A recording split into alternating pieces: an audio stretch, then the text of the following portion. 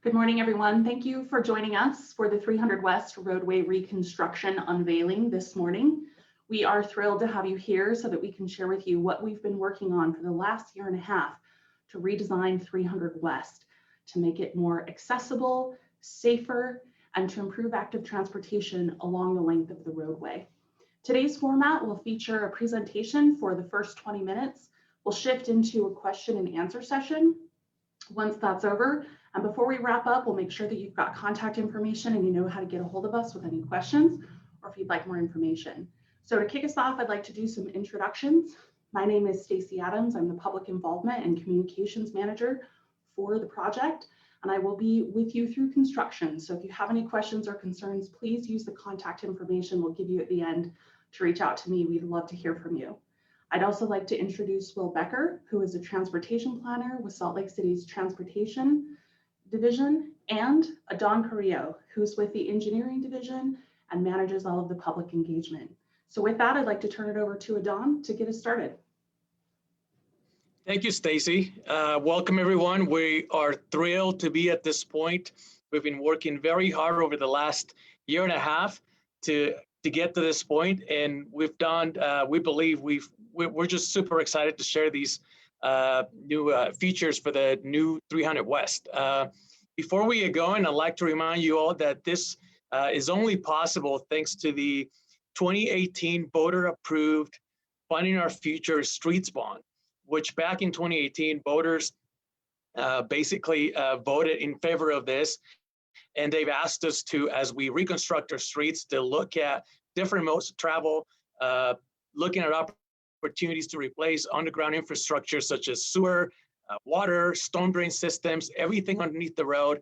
They want us to take a look at that and replace them if it was needed. And so this will be the case for 300 West. 300 West will be the largest project that will be financed out of this bond. And we're just excited to be at this point to be sharing the news with you. Before we get going, I'd like to explain to you the project limits of this is going to be a huge undertaking, pretty historic too. Home Depot is 2100 South. That's where the project begins, and then it goes all the way up north up to 900 South, which will connect to another reconstruction that we have in the making right now, also being paid for by the bond, which is the reconstruction of 900 South. That's a completely different project, and that one goes from 900 West to 900 East. But we're here to talk about 300 West. And so before we get going, I'd like to go over the schedule of what we've done so far. So back in the summer of 2019,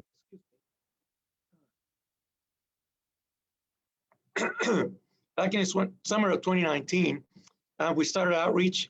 We talked to community councils. We held focus groups. We had survey intercepts out on the roadway. And then we had an online survey where we received thousands of survey responses. Fast tracking to where we're at now, we're now holding this Facebook Live event to basically show you what we identified as being needed for this project. Will?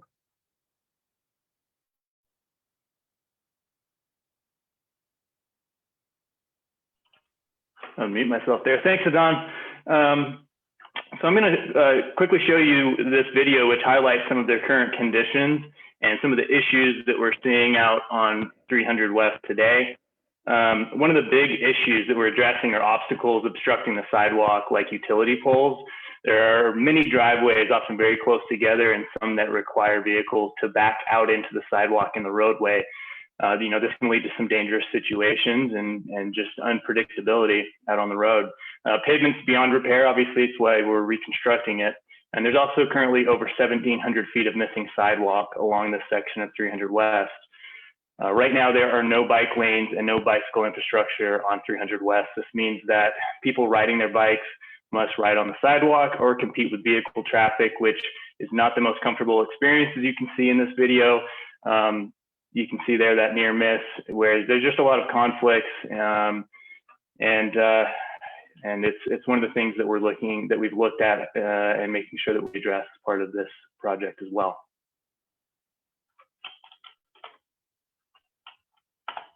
So Don?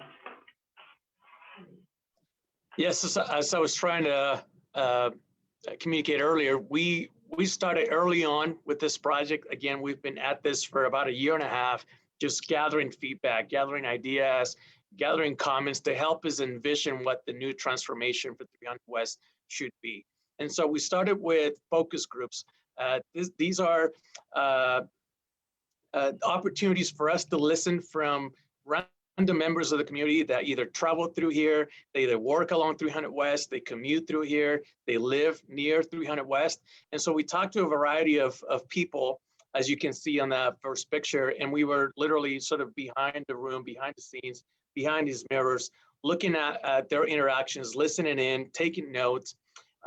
We held 3 focus groups just to sort of get a real good glimpse at what people were desiring out of 300 West. And so we took a lot of notes, we gathered a lot of feedback, and then we started with survey intercepts, talking to people out on the street, people in wheelchairs, people pushing strollers, people biking, using scooters. We even talked to, Will and I went and reached out to the trucking community, the Motor Carrier Association of the state of Utah, and we gathered their feedback on how they use the road, how they access those big boxes, those big box stores that they service day in, day out. We talked to community councils. We had business workshops. We had an online survey, and we even had the accessibility tour with the Mayor's Council on disabilities and accessibility. And that was also, again, an eye-opening experience just for us to see what these people need in terms of mobility and accessibility as they travel through the corridor. We also held a mini open house exclusively for members of the Homeless Resource Center that's located near Paramount Avenue. And that was also very insightful for us to hear from them, how they use the corridor, how they access services as they go on to look for jobs and opportunities for employment and things like that. And so we're here now. And like I said, we feel like we've done an extensive community outreach process, and this reflects, our new design reflects the feedback that was incorporated in our new design. Some of the things we heard, again, it was just better sidewalk connectivity, better bike lanes. We would show people on our surveys, we would show the different types of facilities that we could potentially build, from sidewalks to crosswalks to bike lanes, and we heard loud and clear that they wanted connected sidewalks, protected bike lanes away from traffic, and then access for people with disabilities. And so if you will, yeah, there we go. These are some of the percentages in terms of the comments that we gather in favor of these types of facilities. And we believe that we were able to incorporate people's feedback into our design, just from all kinds of users of the road, from the types of bike lanes to the types of sidewalks. We believe that our design will reflect those desires from the community. Will?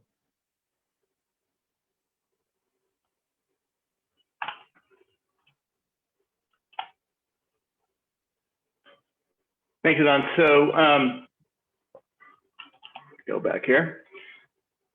So the overarching goal for rebuilding and redesigning the street is to develop a more comfortable, more inviting corridor to travel on that accommodates people of all ages and all abilities. When developing our design for 300 West, there were many factors that we needed to consider and try and balance. And the project team used the data gathered in our technical analysis, a vision that was established early in the process through a collaborative effort between many of the city departments, all of the public feedback that we received that Don had just mentioned, and then using city plans and goals to really help guide our design.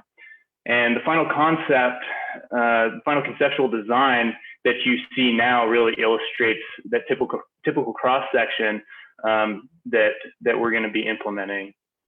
So let's walk through some of the features of this new design. First, we will have a continuous physically separated two-way bikeway throughout the project on the west side of the street. The bikeway will be above curb and often separated by a park strip with trees, which makes it a high comfort facility for everyone to use. We'll also be installing 6-foot sidewalks on both sides of the street throughout the length of the project. So this is going to fill in over 1,700 feet of sidewalk that is currently missing out there. To give you a sense of that, that's over 5.5 football fields. This project is also going to be adding park strips to both sides of the street throughout much of the project area. And the park strips will include drought-resistant plants. We're going to be planting over 200 trees, which helps to achieve the mayor's goal of planting more trees throughout the city. And this is going to help to beautify the corridor, add shade for people walking and biking, and help to improve some of the stormwater runoff. And we'll be making drainage improvements along the street as well. The roadway itself will feature 2 travel lanes in each direction and a center turn lane and center median in some locations. Because we are repurposing existing space to add the sidewalk, park strip, and bikeway, the width of the roadway is going to be reduced upwards of 25 feet, creating a shorter crossing distance for people at mid-block crossings. So that's between 6 and 8 fewer seconds of exposure to vehicle traffic for pedestrians using those crosswalks. And then we're also going to be adding additional mid-block crossings at American Avenue and Andrew. The number of crossings and locations were chosen really based on just where the greatest need exists today and just the resources that we had available for the project, for this particular project. But you know, that doesn't mean this is going to be, that we won't add more in the future. So just to finish here, just wanted to show you a quick comparison of what this looks like before and after. Again, we're going to be doing all of the work that that we just discussed in the existing right-of-way, meaning we're not going to be widening the road. We don't have additional space to do something like that. We're not going to be purchasing additional space. We're able to repurpose the existing space that we have and add all of these great features to the roadway.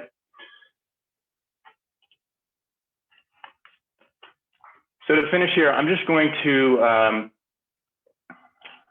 show you what this new design is going to look like laid over the existing street conditions in this great video that we have.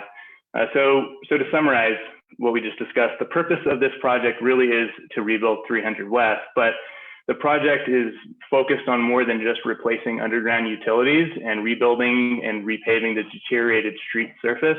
The goal is also to bring the street into a modern era and transform it into an accessible and inviting street for people of all ages and abilities. This means that adding missing sidewalks and more street crossings, improving pedestrian ramps, creating a comfortable space for people riding bikes, increasing the number of trees and landscaped areas out there. And we're doing all this again while maintaining capacity for the buses, the cars, large trucks, delivery trucks that use 300 West today. So we're very excited about this project. Like Don said, we appreciate the opportunity to get to discuss it with you today. And with that, Stacy, I'll hand it back to you. All right, Don and Will, thanks so much for running us through the presentation, showing everybody the new design. We do have our first question. It is from Alex on Facebook. Alex says, I would love to see a concrete barrier of some kind on the north side of 2100 South, 300 West intersection. Cars making a left turn to go north on 3rd West often come within inches of those making a left turn to go east on 21st South. What changes will be made at the 300 West, 2100 South intersection?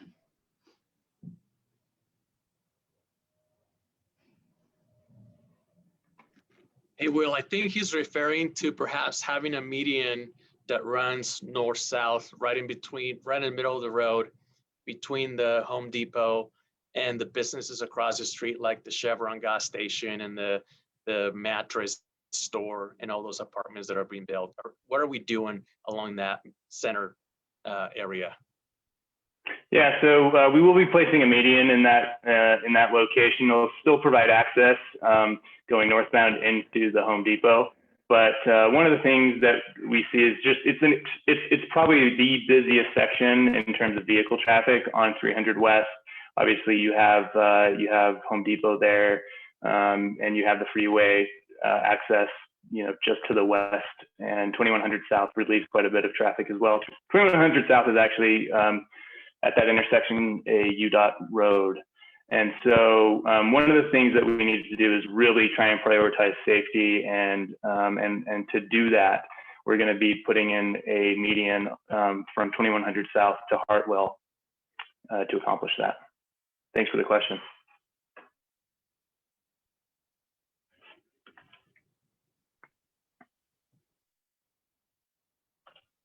Stacey, I think you're muted. Of course I was muted. Thanks you two for your response to that first question. We do have another question from Dave on Facebook. Dave asks, what can Salt Lake City do to work with UDOT to add bike lanes on the north section of the project between 900 to 600, between 900 South to 600 North? Yeah, thanks for the question. Hey, Stace, let me just ask you too, do you want me to leave this up and have the contact information? Maybe you want to make a quick announcement also if there's anything that you want to say, and then I can take it down or leave it up, whatever you think's most helpful. We can also put that maybe in the chat just so we can see our faces as we're having the discussion. Sure. So the contact information for the project is on the screen, and maybe we can drop it and then just bring it back up before we're finished to let folks know. But we're available via a project hotline. You can call or text us at that number, 385-360-1313. You can send us an email, 300west@slcgov.com. And then the website is 300westslc.com. So we've got contact information. It should be pretty easy to get a hold of us, and we'll put that up again before we finish. Thanks, Stacy. Let me just address the question about extending some of the bicycle infrastructure that we're going to be implementing as part of this project further to the north. As Adon had mentioned in our as we started this presentation, that funding for this project was only going to get us from 2100 South to 900 South.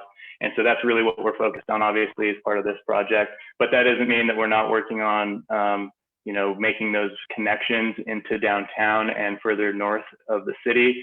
That is something that we're working on. It's something that we've been in discussions with, and as always, coordinating heavily with UDOT as we consider, what the future looks like for 300 West to the north of our project area. As you kind of alluded to in your question, some of those areas of 300 West are controlled by UDOT, and so we will be partnering with them and have already started the discussion, as well as looking for funding opportunities to make that really important connection further north in the city. So it's definitely something that we are already looking at.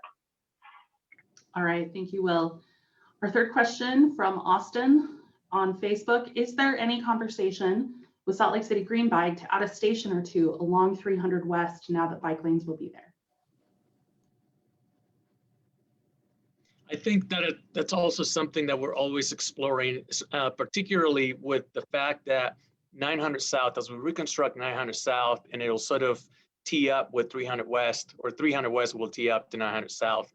We'll have two major bicycle facilities that are now connecting with one another all the way up to even the Jordan River Trail.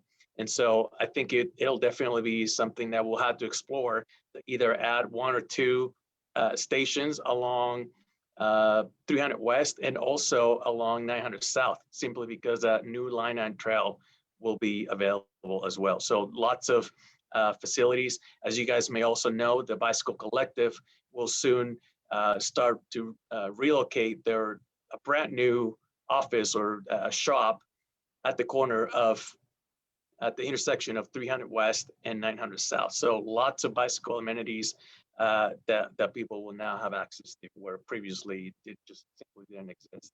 So. Yeah, and I'll just add to that as well that there's a lot of new residential units going all up around 300 West, and I think there's going to be a lot of opportunity. We leave Green Bike, the decision for where Green Bike places their stations, mostly in their hands. That's they generally make decisions about where to place their stations, and so we obviously work with them very closely as we figure that out. And they know about this project. We've been in discussions, and oftentimes Green Bike likes to partner with private entities such as developers, and so it wouldn't surprise me at all to see some Green Bike stations going up around the 300 West corridor as we make these large improvements. And so it's definitely something that we're thinking about and having discussions about as well. All right, thanks you too. I want to just add some information from Matt Castle, who is Salt Lake City's engineer. He posted in our comments that the city does have funds to continue bike lanes up to 300 South on 300 West, and that project will occur in 2024. So definitely something to keep on your radar. We have another question from Kelly. How will you accommodate business access for semi-trucks between 1300 South and 1700 South? Many businesses on the west side of 300 West depend on semi-access. Well, can you talk about the safety features or the design features of that bicycle boulevard on the west side of the road? Perhaps even elaborate as to why we decided to put the bicycle boulevard on that side of the road as well. And then just answer Kelly's question as to how semis will access those businesses. And you're right, Kelly, there's lots of businesses that rely on semis to deliver their goods on the west side and the east side. So yeah, it's a great question. Yeah, and and I'm not sure if you're talking specifically about during construction, or if you're talking about after the project's been implemented. Let me talk, maybe to what that access looks like and what we've done to make sure that access is maintained after the project goes in. And then Adon, if you want to maybe talk about what we're doing to coordinate with businesses during construction. So we spent, as Adon had mentioned, we spent a lot of time going out and having a lot of discussions and a lot of conversations with businesses and property owners and all of the folks that use 300 West for a lot of different uses, including delivery trucks and semi trucks. And so yeah, in that area, as we made design decisions, we certainly used the input and the feedback that we received from businesses there in terms of what type of access they needed, even down to the level of trying to understand, how wide and the placement of driveways. We went out and met with about 45 different property owners and businesses on several different occasions to have these type of detailed discussions to make sure that access is available where it's needed, and to really understand how people are using their property, so that our design reflects the needs of those businesses. And so we feel confident that what we're doing is really balancing, making sure that we provide all of these different transportation options for folks that we know we need to provide and that they've asked us to provide, while making sure that we're also taking into consideration and designing in a way that allows people to continue to use their businesses and their property in the way that they need to. All right, well, thank you very much. Martin is wondering how wide the two-way bike path will be. Yeah, good question. We're going to be able to maintain a 10-foot bikeway throughout the full length of the project corridor. So we're excited to do that. As we kind of walk through, we aren't adding more space to the roadway. We're doing everything within existing city right-of-way. And so we are doing everything we can to kind of maximize the space, whether that's the sidewalks or the park strips or the width of the bikeway, and trying to, we did everything we could to try to maximize that space. And so we feel good that we were able to maintain a 10-foot bikeway throughout the full length of the project. All right, well, thank you. We have a question from Amanda, who asks, how are the bike lanes sidewalks going to impact businesses that have their driveways where you have to cross these things getting into the businesses? So it sounds like she's asking about access into businesses for customers that have to drive over the new sidewalk and over the new bike lane.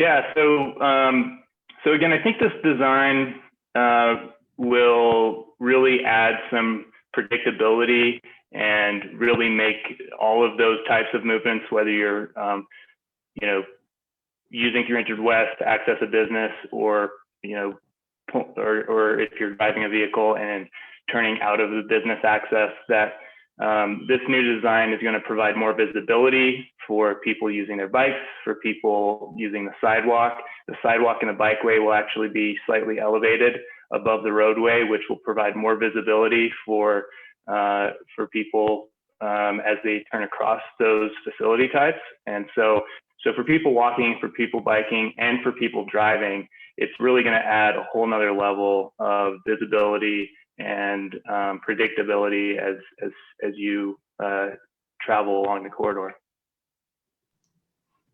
All right, thank you, Will. We've had a couple questions in general about parking.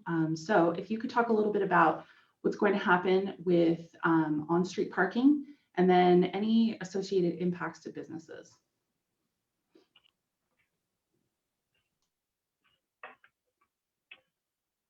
Yeah, so sorry, question about parking, general question about parking and parking availability. Is Yes. that the question? Yep. Okay. Yeah, so I had mentioned before, we spent a lot of time going out and having discussions with businesses and property owners. And so that certainly was a big part of the outreach for this project. We also spent a lot of time as a project team going through a technical analysis, studying parking on 300 West, looking at parking off of 300 West, so both on the side streets of 300 West and off-street parking, private and commercial parking lots off of 300 West. And in general, parking along 300 West is not well utilized, and in part because there is a ample supply of parking off street for a lot of the large businesses that draw a lot of vehicles there. So think Costco, Home Depot, Lowe's, Walmart. All of these businesses have parking off-site. So we studied that. We also, as I'd mentioned, met with businesses, about 45 different businesses and property owners, to understand how they use parking on 3rd West, what their parking situation is, and discussed with them the design where we would be relying on off-street parking, both privately and on side streets, and ultimately made the decision and felt confident based on that information that there would be enough parking, and that by adding these additional transportation options and choices for people, that prioritizing the right-of-way on 300 West to add those sidewalks, bikeways, park strips was really the best use of that public space. All right, thanks, Will. We have a question about phasing, and do we know what end of the project construction will start on? So that'll be something we'll know once we still need to advertise a project to the contracting community to have all these construction companies bid in for the project. And at that point, we picked the contractor that we think will be the best contractor suited for this project. And a lot of the decision-making process depends on their approach to construction and what they submit in terms of how they'll do, how they'll phase the project, how they'll minimize impacts to the businesses and commuters and everyone else. So we still don't know yet. We haven't advertised a project yet, but once we do, we'll come back to you, particularly to those businesses, to inform them and to find out how they use their access. How can we accommodate our construction operations to minimize those impacts and still allow access and deliveries and customers to come in and out, because we know how important it is for you guys to continue to be operational throughout this project. So stay tuned for that. All right, thanks, Adon. We have a question about underground infrastructure upgrades.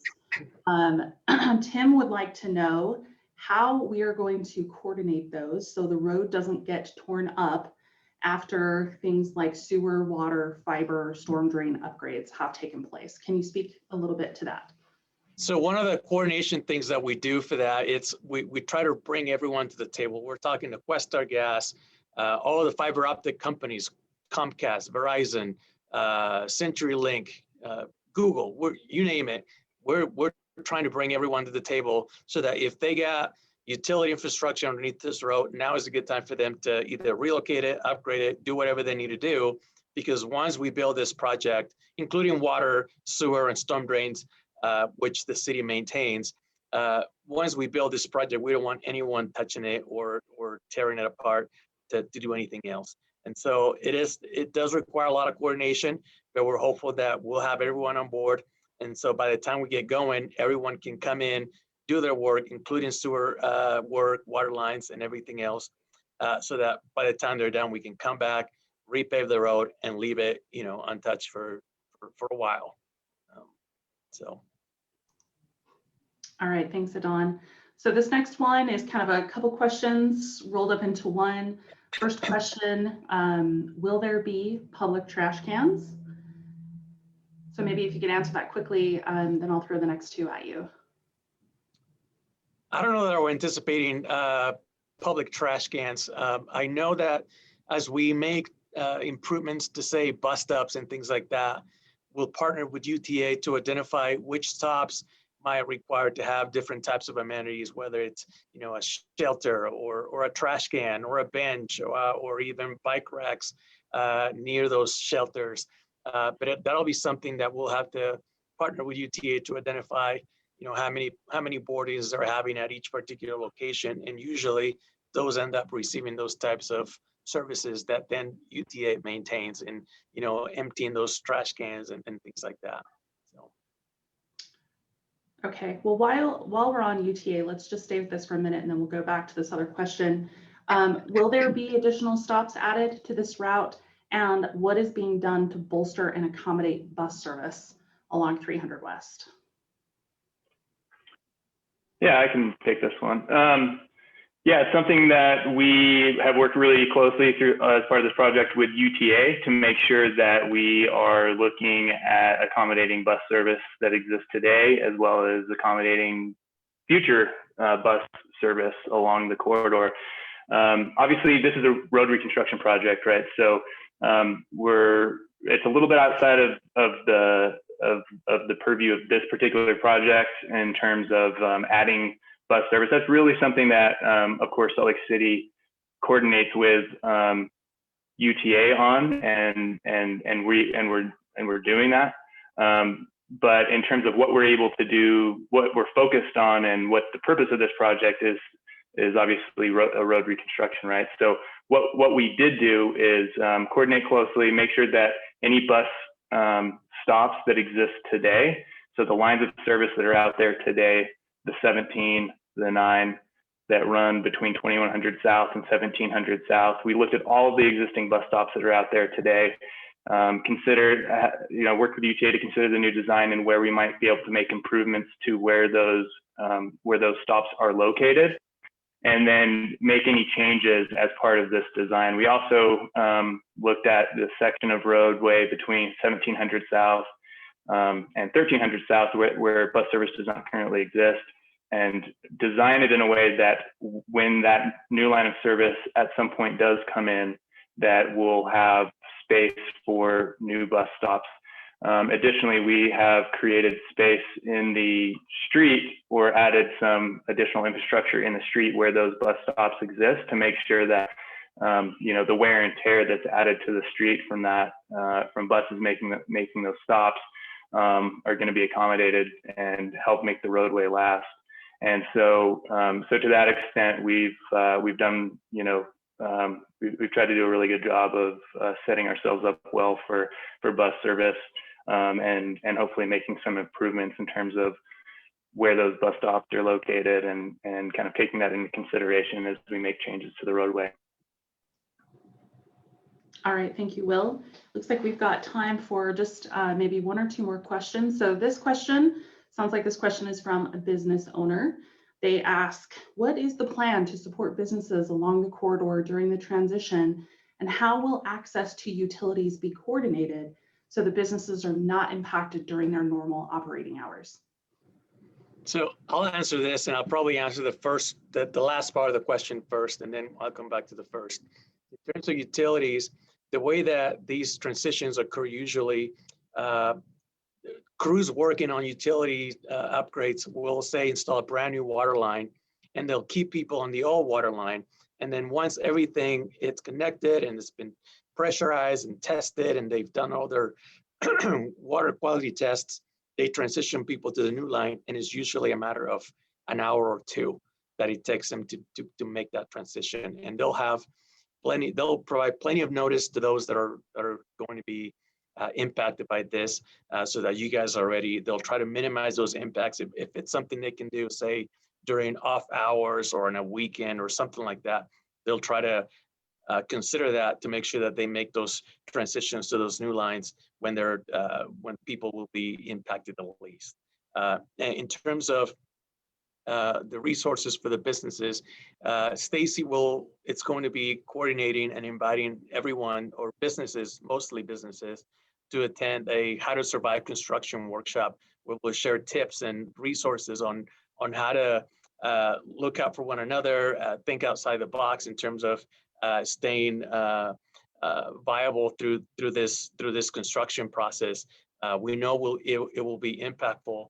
We'll provide plenty of signage to encourage people to continue to visit businesses, to know where those parking lots are, how they can enter the parking lots and access your business throughout the construction process. So we'll have more information to come when it comes to providing those resources to businesses. Yeah, and I would just like to add also that we've been working closely with businesses from the start of design on this project, and the goal is to continue that close cooperation and close coordination through construction. So you do have a liaison. If you're a business or a property owner, you do have a liaison. That's my job. I'll be working closely with you through construction.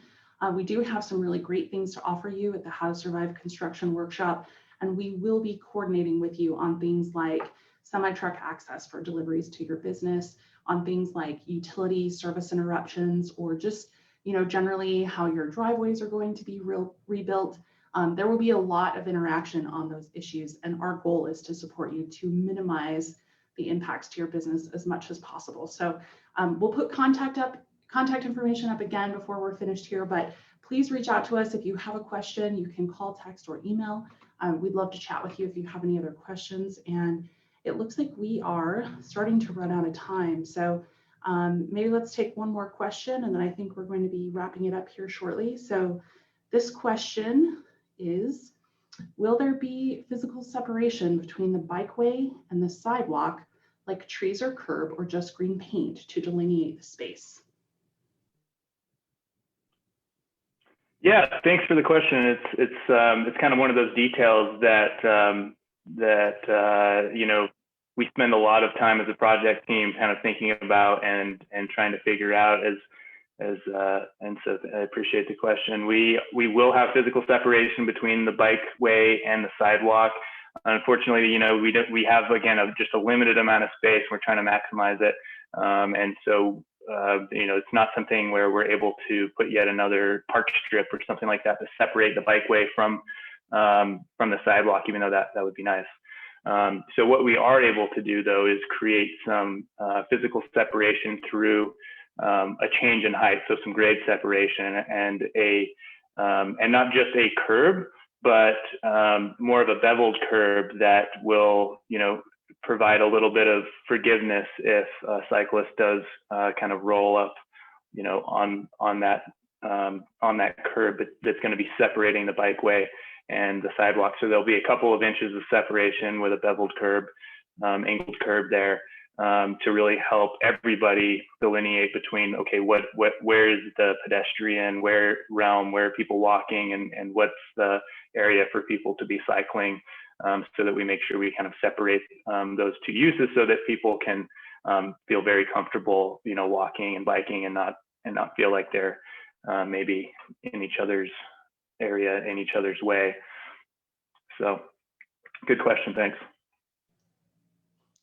Okay, and we do have a pretty consistent number of questions coming through, so we are just going to keep going and we'll plan on wrapping up at noon. So next question, will the hump that currently exists along much of the street be eased? Cars are bottoming out when entering many parking lots.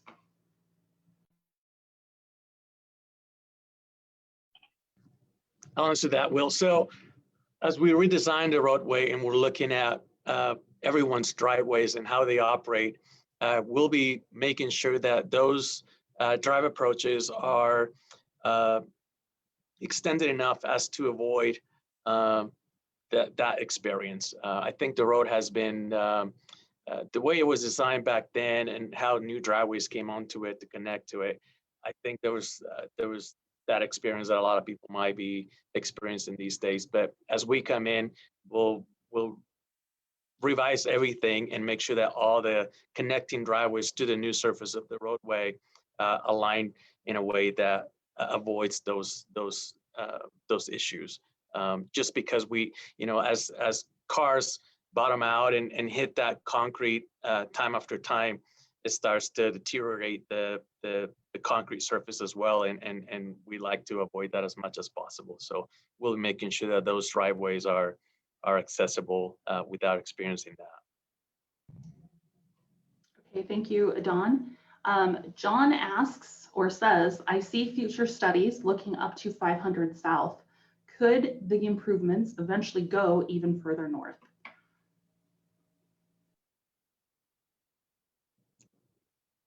I think, so originally our original study, our original desire for this road was for us to be able to go all the way up to 500 South. We realized that even further north, even further from 500 South, we need to make improvements as more residential units come online. Unfortunately, the funding that we have only allows us to go up to 900 South, but we'll still have the desire and the goal of making improvements further north, and they'll be done as part of a different phase, a future phase for the project as more funding becomes available. But yeah, originally we had tried to, we actually applied for a federal grant. It's a pretty competitive federal grant. We applied for this grant twice to help us fund the reconstruction of 300 West all the way up to 300 West, and we unfortunately were not selected. And so we had to scale it back a little bit so that we could still afford it with our resources. And thankfully enough, we had those resources, but it wasn't enough to take us to the original desired goal of making it up to 500 South. So. All right, thanks, Adon. We have a really great question from Jake. This is something we've been asked about a number of times. Will there be room for any public gathering spaces with trees, such as small parks or plazas with benches, public exercise machines, etc.?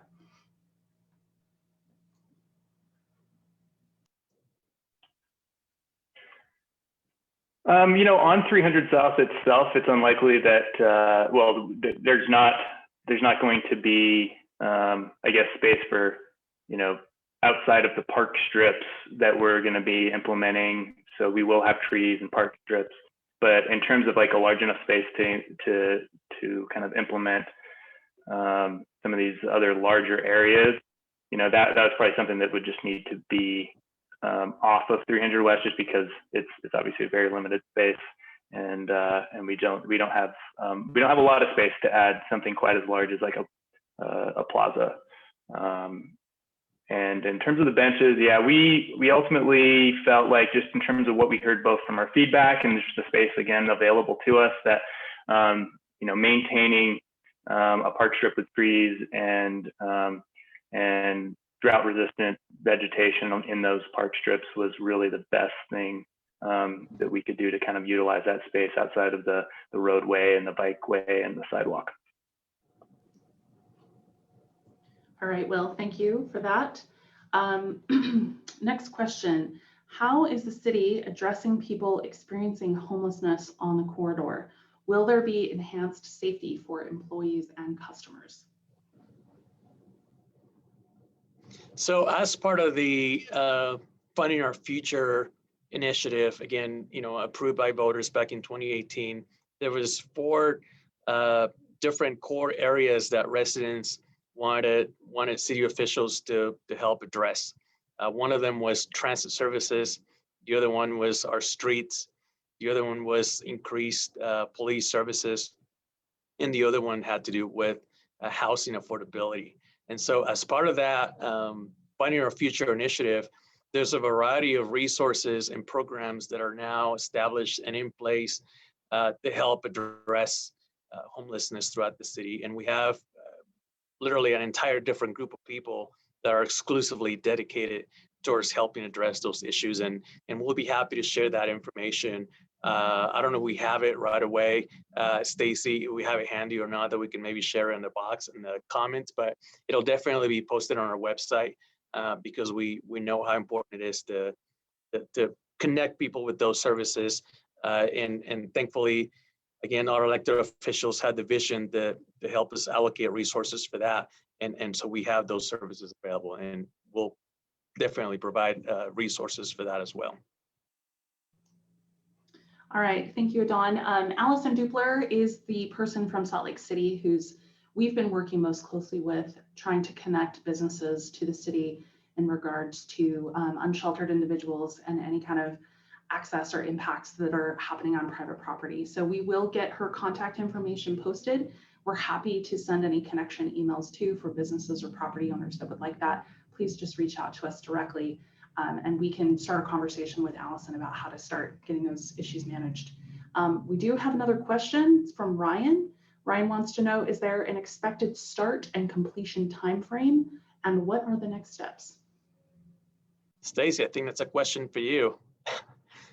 So we, like I said earlier, we are about to advertise the project to the contracting community.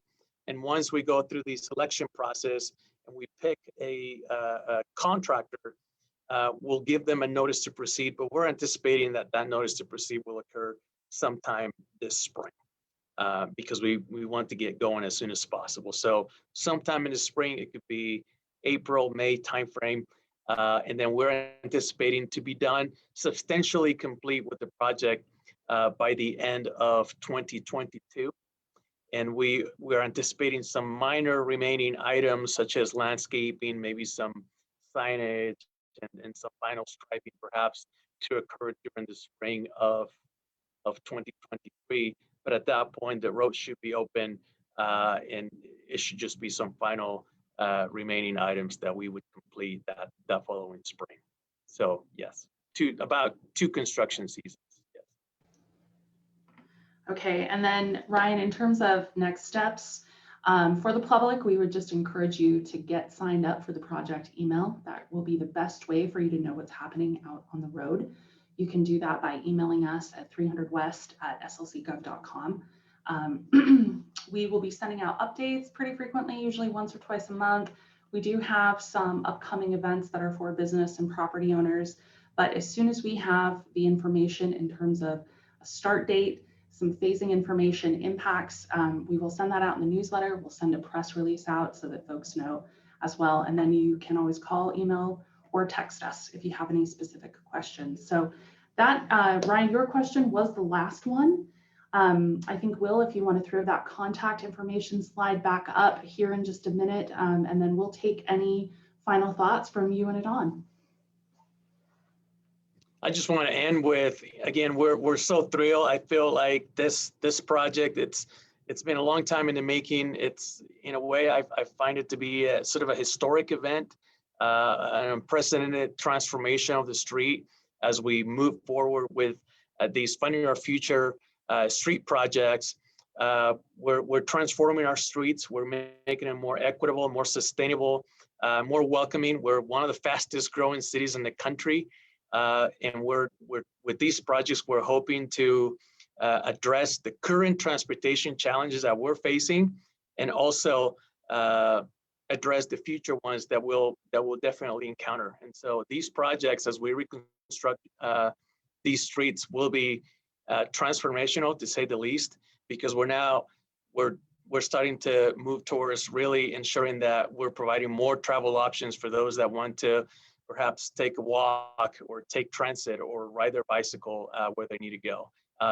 Again, even if we were not rebuilding the street now, 300 West is already changing. You can drive through it and you can see it, businesses, apartments, offices are moving to the area.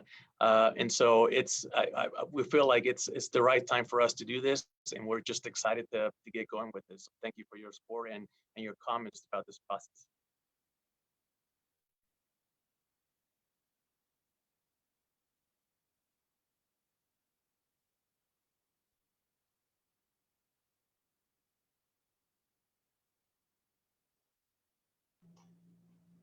And Will, do you have any final thoughts you'd like to share? There we go. Now I can talk. I'll just echo what Adon said. We're very excited about this project. It's obviously a big project for the city, and so we're excited to get to announce it and share it with the public today, everything that we've been working on. And let me just say thank you so much to everybody who has been involved in this project and given us your time and your feedback and helped to shape what this project looks like. I know sometimes it feels like you're talking into the void when you participate, and I just want you to know that it was not for nothing. We've heard what you have to say, and we're not able to do everything that everybody maybe would like to see in every way, but we hopefully have done a very good job at balancing all of the different things that we're hearing, the different needs that we know exist out on the corridor, and we're moving this important street that in our city into kind of the next chapter of where our city is going, and accomplishing a lot of helping to accomplish a lot of city goals in different ways by making some of these changes. And so again, just thanks to everybody, and we look forward to sharing more information as we have it, and I look forward to getting underway with constructing the project. So thanks. All right, thank you, Will and Adon. Also want to give a huge shout out and thank you to Salt Lake City TV.